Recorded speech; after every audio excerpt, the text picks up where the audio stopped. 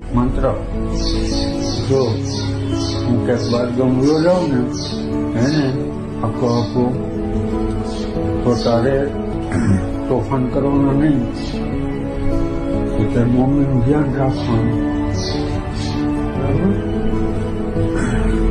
પછી તારી મમ્મી કહે ને એમ બધું કરવાનું, પછી બે દીદીનું ધ્યાન રાખવાનું હો. અને પપ્પા ન આવે ને તો પપ્પા કરવાનું નહીં હો. શાંતિથી રહેવાનું, ડાયો થઈ જઈશ રોવાનું નહીં હો. હું તારું તું મને યાદ કરીશ ને એટલે હું તારી આગળ આવીશ હો. હું તારું ધ્યાન રાખીશ.